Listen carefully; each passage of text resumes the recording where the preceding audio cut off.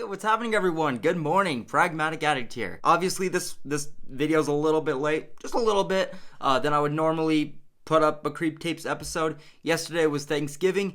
I ate, then I slept.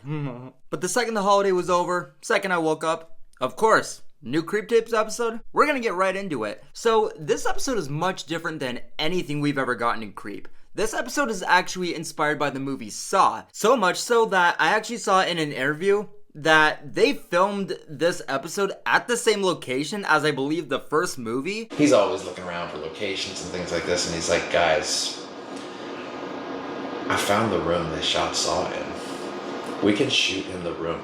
That was the actual room? That was the actual room. We shot in the room. Now, I didn't know entirely how to feel about this upon reveal because I'm not the biggest Saw fan, only seen maybe a couple of the movies. But still, as an episode in Creep Tapes, I was definitely curious how far this was gonna go, what the story here was gonna be. Now, this isn't just the victim in this episode who wakes up in this Saw room. Joseph is also here, chained up, obviously pretending to be a victim as well. I don't think that that's a huge spoiler with this being Creep, this character being Joseph, this being a 20-something minute episode. But what's interesting is that while both these guys are here in this room, we also do get that Jigsaw voice actually replying to both of these men like you get in the movies. Before things really got going, I just had so many questions. Why this getup? What's the story here? Is Joseph in cahoots with someone in this episode? I'm just gonna say, each episode in this season of Creep Tapes has had so many fun questions. I love it. And I'll say, when it gets to the more creep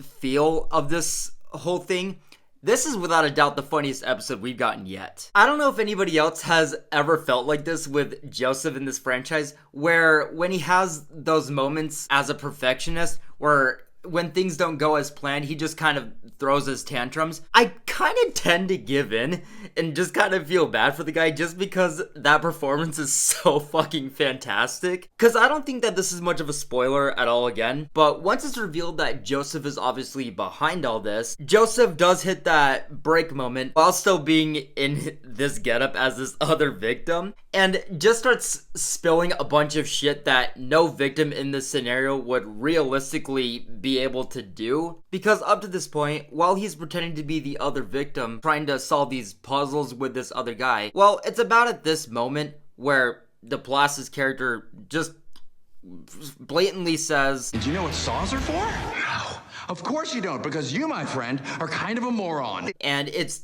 causing Joseph to break character and kind of like try and give this guy a little bit more of like leeway, and you know, he's kind of having to reveal a little bit more shit than he would normally like to in this scenario, with this being his first time also. This guy kind of catches on to it and he's like, well, wait a minute, how would you know that? And this causes Joseph to just kind of spiral and throw his tantrum. You know, he starts saying things like, did I make the puzzle too hard? What, did I mess something up along the way? Again, while he's still in this getup without blatantly saying, yes, like, I am the guy behind this, DePlace's performance, it's just perfection. I mean, he never misses as Joseph, but again, this is just the funniest episode we've gotten yet. But also, around this point, like, what happens, like, right from it, while I didn't have every single answer imaginable, I really felt like the episode could have ended here. Like, we covered enough ground. But then I checked where we were at runtime-wise, just out of curiosity.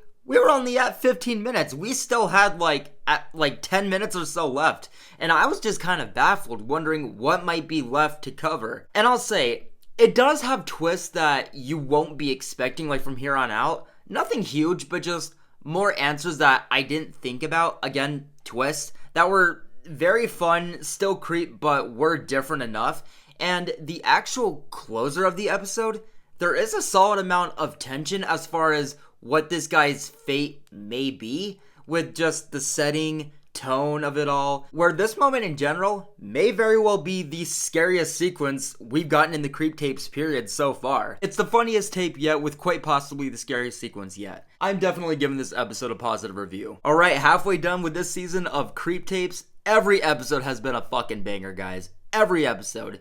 Every episode has, again, just offered so many questions that I love. Some of the episodes have been the most tense we've gotten in the Creep Tapes so far. Some have had the scariest sequence we've gotten so far. Some have been the funniest episodes so far. I can't wait to get specifically the second half of this season, what that finale may be, and also going forward again with more Creep Tapes, as Creep Tapes Season 3 has already been confirmed. Very much pleased with this season so far. Definitely let me know what you guys thought about this episode and this season so far of the Creep Tapes. With that being said, guys, I'm going to wrap it up here, and I will see you guys in the next video very soon. Take care and happy holidays.